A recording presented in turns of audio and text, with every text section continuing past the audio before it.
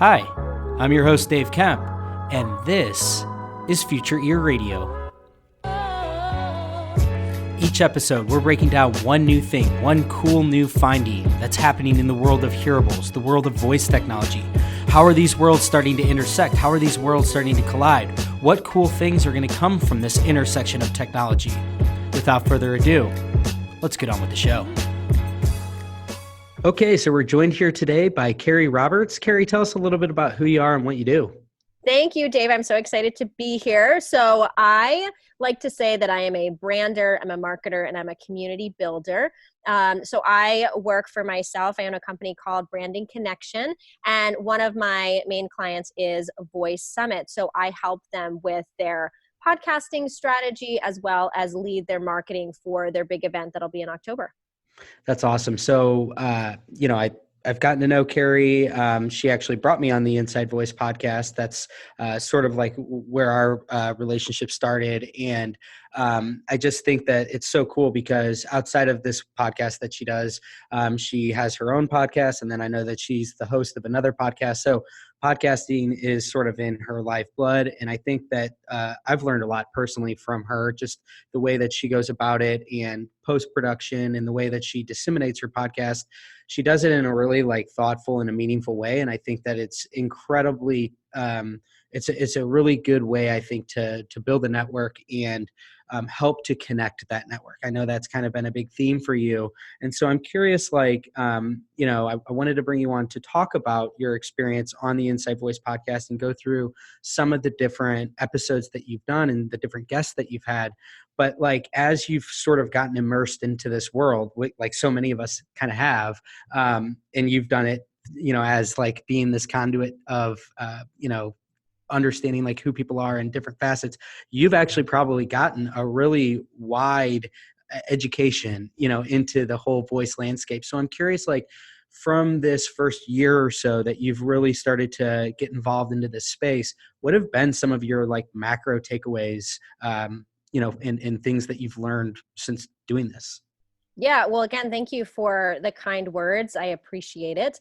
I've been personally podcasting for a little over 5 years, and I took over the Inside Voice podcast and leading their strategy and hosting and kind of running it as their form of content marketing. And one of the things that Pete Erickson, the owner of Voice Summit, that he and I share is this love for connection and community, and to really showcase the diverse community that we have in voice technology. And when I say diverse, that means not only male, female, or whatever gender you identify as, LGBTQ, different races, different backgrounds, but also different elements within voice. So, it's not just developers or CEOs, it's linguists, it's audio engineers, it's voice artists, it's startups, it's conversational designers. And so my job is to really make sure that we're hitting that gamut as best as possible. And I think we're doing that. I think we're doing that not only in the podcast, but the events that we host. And so for me, I personally love hearing what people are passionate about, what makes them great. And for every episode, I really try to highlight them as a person first and foremost, and then the work that they do within voice. And so I think, one of the things that I've noticed kind of overdoing that podcast for the last year or so is that, first of all, there's so many people involved in voice, and that it's important for us to learn the different things that they're doing. And so within that also comes the importance of inclusivity within voice, talking to people and saying, okay, Alexa and Google tend to be a female voice. Well, not everybody wants to hear that or identifies with that or feels comfortable with that. When you're creating conversations, are you including people in how they speak within their culture, within their language? Translation is not always direct word for word. It's also the vernacular and how do we interact with people. Are you including people who have disabilities, who have speech impediments? That I think really thinking about voice in a broader term, and really the big question is, how do we include the whole world and make them feel like they matter and that they can interact with voice on a global scale? And that's not an easy answer, but it's great to see that people are doing their due diligence to work on that. And I think that's probably the biggest takeaway from the voice standpoint. When we're looking at the other side, from the consumer standpoint, The challenge there is security. And this is something I think people have heard about for a long time. Of course, people talk about, well, your mobile phones already have enough information on you. Why are you worrying about voice? But, there is concern when you're asking people to use their voice for passwords. How easy is it for somebody to hack into something, to take your important information, your data, your privacy? And there is a very high level of concern from a consumer standpoint of how are the big companies doing this? How are Amazon and Google and Samsung keeping the data protected? But also every single person that's doing voice, if you are a startup or you own an agency or you're doing it on your own, how are you proving to your clients and the consumers that you're keeping their data and their information safe and it won't get hacked into? Yeah, you touched on a lot of different things there. I think first and foremost, it's really cool that because that is something that I've noticed about your podcast is it's really, really diverse, and it's just like you said, it's not necessarily like just the people, but it's also their backgrounds and their interests. Because I think that one of the biggest takeaways that I had when I went to these different shows, like I went to the Alexa conference, which is now Project Voice, and then I went to the Voice Summit, was just the wide variety of different people, like kind of coming into this space for different things. Just like you said, like people with a linguist background, developers, designers. So I think it's so cool that it is like this melting pot. And I think that the most insightful I think, findings that people have come across have been when you have like this crossover, like you have people that are applying everything that they know in the linguistics world, and then you have the conversational designers that are coming in, and when they're all starting to like fuse their knowledge together, I think that's where some of the most interesting thing has come about. And going off of the point that you made around security and privacy, I think it's really important that this is something that is really centric to the whole conversation right now. I think it's top of mind that a lot of people are realizing that I think a lot of the people that are attending these kind of conferences are they share those same sentiments. They are concerned about where is this data going? What is this data going to be used for? Are we comfortable with sharing the level of this data? Like I still go back to the first Alexa conference that I went to, where Brian Romilly was speaking. And my big thing that I kept coming back to, I was like, he kept saying that we'll need to have these like really deep relationships with voice assistants in order for them to be more impactful. So therefore, they're going to need a deeper level of contextual understanding about the user. But I feel like that runs counter to trust and security. So I'm only going to be able to, and I'm only going to be comfortable with sharing the sensitive information that would make my voice assistant an even better assistant if I trust all of that. So I totally agree with you that I think those are some really critical pieces, like as this formative, period of time while this technology is being built. So I wanted to, because you've done so many podcasts and you've brought on so many awesome guests, I thought that what would be kind of fun to do while you're on here is to go through some of the different episodes that you've done and just go guest by guest and just have you share either a key takeaway, something you learned from that person, or just something that you really enjoyed about that person in the conversation. Are you cool with that? Of course. I would love to do that. Okay. So I know that you shared today on LinkedIn or Twitter, I saw it somewhere, about the VaynerMedia people. And so I've had a chance to meet Claire Mitchell and Patrick. So let's start with Patrick. I know that you've done an episode with him, Patrick Givens. Give me something from that episode. Yeah, I think, I just want to say VaynerMedia, a lot of people got into voice because of Gary Vaynerchuk, myself included. That's where I first heard about it. And there's so much hype about Gary, and he's an amazing person. But I think, we really want to highlight that the people on his team are equally as amazing and equally as passionate. And Patrick, really, he's excited about stuff on the go, hearables, a lot of the space that you're in specifically. And he also kind of came from an artistic background. And I love that he is willing to kind of reach out and say, hey, if you guys have questions, let's collaborate, let's interact. And so it's not just about, okay, we're VaynerMedia and we're going to do our own thing. It's like, we want to work with everybody. And so I love that he kind of mixes his artistic background, his ability to connect with others, and then his personal passion within voice about how it's going to be so much more on the go, how we're going to be using more hearables, and what that's going to look like. Awesome. Okay, Claire Mitchell. Yeah, Claire also with VaynerMedia. When I first met her, I thought one of the coolest things about her was that she is also a drummer. So she too has this very creative background, and she has a personal passion for really blending art and science. So music and film and effects, and how does that work with voice? And her recent podcast on Inside Voice really talked about the state of design, where it is, where it's heading. She mentioned, being able to have something in your voice device, if the battery is low, instead of saying it's low, to have a sound. How do we kind of make it more effective in the design a little bit better? Awesome. Very cool. How about Alan? Alan Ganesamurthy?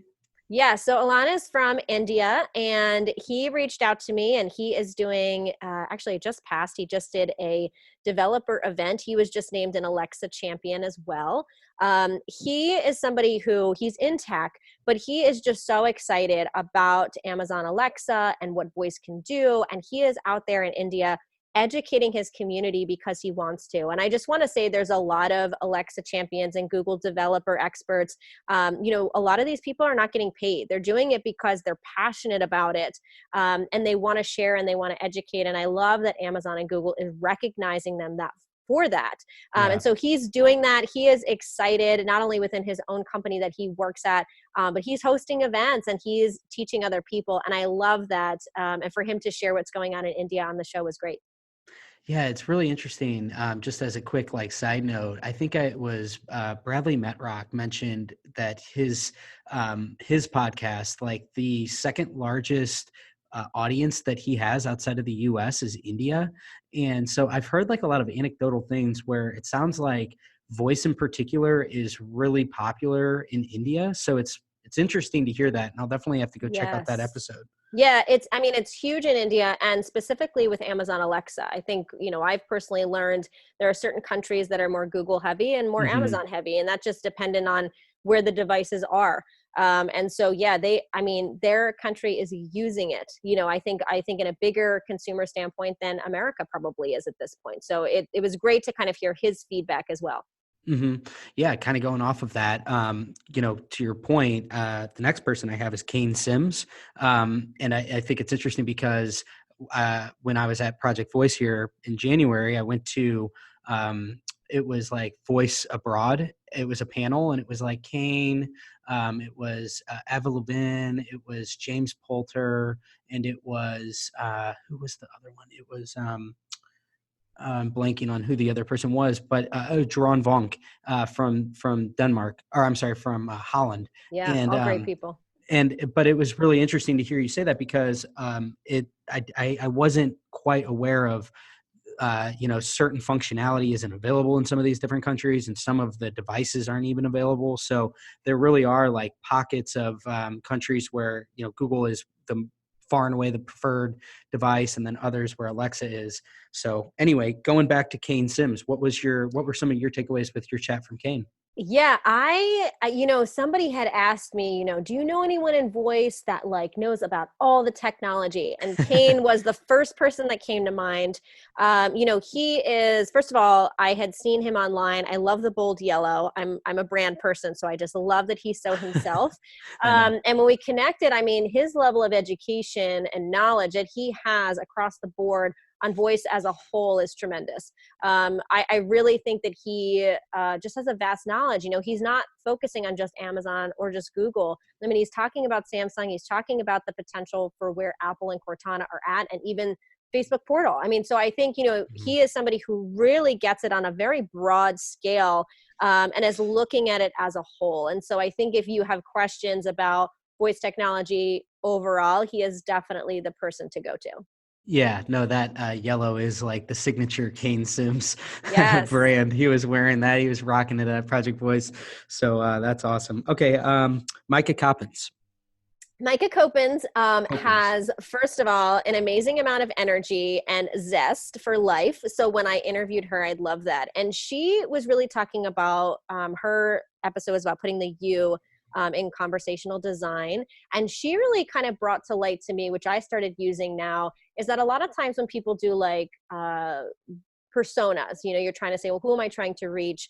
A lot of times people are putting in, a white female age 35 and Hmm. has two kids. And she's like, she just reminded me, like, that's really not what's important. It's really about what is it that person wants? What do they value? It doesn't have to be so specific based on gender and age. There's just a lot more things that are important, and really thinking about your user. And when she said that to me, I was like, oh my gosh, my mind was blown, because I was like, she's so right. It's something that I speak to now because I've seen it in my own life. I've attracted clients that all have the same values, but they're different ages and different backgrounds and different parts of life, but they all need and want the same thing. So she really talked about really thinking about your user, not as just this kind of physical being, but what's really important to them and what do they value. Very cool. How about Joan Bajorek? So Joan, she is the creator of Women in Voice, and then of course she is a linguist and does a lot of work for the company she works for. She is just somebody who's not only knowledgeable in linguistics and conversational design, and I think sometimes it gets pushed aside because she leads Women in Voice. She Hmm. really, I mean, that's her specialty. That's what she does. She started Women in Voice because she felt like, where are the women here? How can we connect? And it blew up within a year. And so I Yeah. think, that's just like an added bonus to what she does. And the community that she's built, I mean, I told her one of the coolest things for me at Voice Summit this past July, the amount of women that came up to me were like, where is the Women in Voice table? Like, where is it? Like, I Really? want to find it. I mean, talk about branding. I mean, people were Yeah. looking for her, for the community. She was funny. She's like, people come up and hug me, and she's like, I don't even know who they are, but they feel like they know her because they feel a sense of connection. So not only is she great at this kind of back end side of the conversational design, the linguistics and what she does on an everyday basis, but she's really wonderful about bringing the community together. Not just women. I know they've rebranded a little bit to really, again, include anyone that wants to be a Mhm. part of it. And so I think, she's knowledgeable and she's a really caring person. Very cool. How about Kiki? So Kiki, she's retired, and I found her because she was doing some really cool things on Amazon Alexa when it first started. And she retired, and she had gotten an Alexa for her birthday, and she was like, like, I wonder if I could do a skill. And at the time, flash briefings were considered skills. Hmm. And her whole thing was that she created this flash briefing called Black History Every Day. She Hmm. really hated that it was only the month of February, the shortest month of the year, that was dedicated to Black history, and that it was, only the same kind of four people that were talked about. And she's like, there's a lot more people in this arena that are doing great things. And so she decided every single day she would kind of put out this uh, little note within in flash briefing to say, here's somebody you should know about. And what she learned was that, Black history is so much more. And people were like, well, I'm half Asian and half Black. Like, how do I identify? And so Hmm. she kind of expanded her reach of like, Black history is so much bigger than people realize. And her goal of really educating the world on it and making people feel like a connection, again, that just resonates with me as a person. So I love that. She didn't let age stop her. She didn't let the fact that she is not in technology stop her. She did something because it was important to her. And she's built this community of fans and people excited. And she's been really trying to get it involved in more schools as well. I think that's so cool. And like just going off of the whole flash briefing thing, like I've said it before, but I think that it's such a tremendous opportunity for anyone. And I love that you mentioned like, as somebody that's like not a technology person or a computer person, the beauty of flash briefings, in my opinion, as somebody that has been doing it for a while, is that you basically get somebody's ear every single day if you choose to. And I think there's something that's really intimate about that, where you do create like this strong connection, I think, between the listener and the host. And like I get messages all the time from people like commenting on stuff, and it's just a awesome way to really engage people. And I think people feel as if it's a really one-to-one medium, and it's cool to hear like, so she's got this Black history every day, and so it's just an endless feed of all kinds of interesting things that relate to Black history. And I think that what's cool about that is you can kind of imagine like so many different types of flash briefings in that same vein, where it's educational, it's somebody that's running it that's really passionate. So I just think that there's just a huge ocean of opportunity as it relates to that. So quick little tangent there. Okay, how about Brett Kinsella, the host of the Voice Spot podcast and one of the most well-known people in the voice space. What did you learn from Brett? I think when anybody is referring, just like we talked about Kane Sims, I think when anybody is talking about stats or news, it generally goes back to Brett Kinsella. I mean, Right. Every single person I'll talk to is like, oh, well, on VoiceBot, it said this. And it's now become like the standard, Yeah. which, I'm sure is a lot of pressure in some ways, but he has lived up to it. And his team that supports him to put out that content. Again, it's coming from a place of that's his background, that's his knowledge, that's his excitement. He too loves podcasting, loves going deep dives into having conversations about technology. And I think, I was so impressed with him, the couple times I met him, because similar to Joan, when I was at Voice Summit, people were like, oh, Brett, like getting very excited, like he's a celebrity. And I went up and introduced myself. And again, just so nice, so humble, so kind, and there was a lot going on, that week, and people coming up to him. So I think not only is he putting out, some of the best kind of statistics and news content within voice that so many people are referring to, but he really wants to connect. He's really just very kind and humble. And I appreciate that side of him as well. Awesome. All right. Last but not least, the winner of the 2019 favorite episode of the year, and somebody from my world, the world of, hearing healthcare and audiology and hearing aids, Anna Pugh.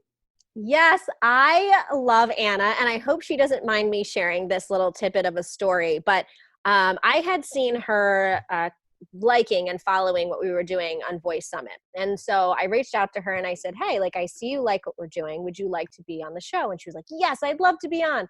And then we get on the call and she goes, I don't know if I can bring value to your audience. I'm not really in voice technology. Mm-hmm. And I said to her, I said, oh my gosh, you absolutely bring value. First of all, you're a human being with an opinion. I said, second of all, you work within the audiology space. You are working with people who are hard of hearing, who have different issues. Like, you are the perfect person to understand what's going on.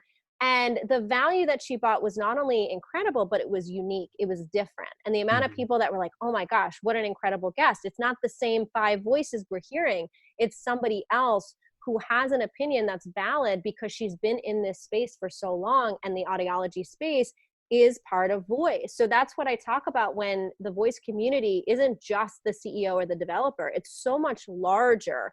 And so she brought so much knowledge, and I was just so excited for her to have her moment. And you doing this episode the way you are is getting me so jazzed and so excited, because my favorite thing is to really highlight what people are great at and amplify that message. And I think, she had that moment, and now you're seeing her potentially write a book and work with other people and talk to people like yourself. And that makes me personally really excited. So that was part of the reason she was my favorite episode of the show within that year so far. That's awesome. Well, yeah, I mean, this is when we were talking prior to the call, I said, I kind of came up with an idea where I want to highlight the catalog of interviews that a lot of these podcasters have done. Like you yourself, you've had so many awesome conversations, and I can imagine that a lot of other podcast hosts would feel the same way, where you do the interview, you share it out that one time, and then it sort of sits out on the shelf. And it's like, how do we re-amplify some of these conversations that you've had? Because I've listened to a lot of your podcast conversations, and they are so good. And so it's always a matter of like, how do we get these things a little bit more of a shelf life? And so that's what I wanted to do today. I thought this was excellent. I'm really excited to check out the episodes that I had touched on here that I haven't listened to yet. So I'm personally going to go and listen to some of those. But I think it's really, really cool what you're doing, Keri. I think that it's extremely valuable. And I love the fact that, as somebody that has been in the voice space for a few years, I think there was an initial fear that there could be, this could kind of go one of two ways. It could be like kumbaya and continue to be a really collective, cohesive group that all shares in their knowledge.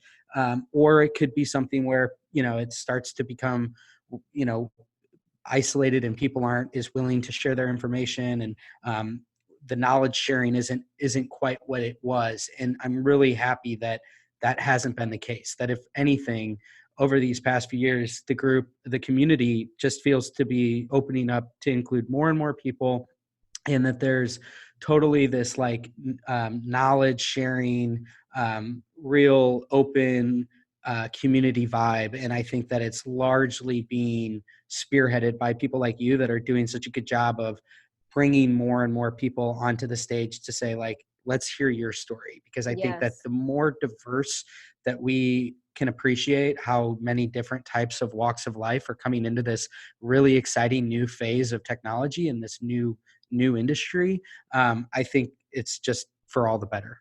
Yeah, no, I thank you. And I couldn't agree more. I think, one of the reasons I love branding and marketing so much is that it doesn't matter what industry it is, everybody does have a voice, everybody does has something to say. And you may have a different opinion, and that's okay. That's what makes it beautiful. And I think, understanding that as this voice technology space grows, there's going to be more companies and more people speaking, and to just really hold true to what your point of view is and understand that everyone else can shine just as you can. And so I think I too love the collaborative piece, understanding we all have value, we all have something to offer, and so does somebody else. And I try to share that on LinkedIn as well, to showcase what everyone else is doing and where can we learn. And I think if we kind of take that attitude, it'll be better not only for ourselves, but it will definitely grow the voice community as well. Could not agree more with you. So, Keri, thank you so much for coming on today, sharing your time with all of us. And thanks for everybody that tuned in today. We will chat with you next time. Thank you Cheers. so much. Thanks for tuning in today. I hope you enjoyed this episode of Future Ear Radio. For more content like this, just head over to futureear.co, where you can read all the articles that I've been writing these past few years on the worlds of voice technology and hearables and how the two are beginning to intersect. Thanks for tuning in, and I'll chat with you next time.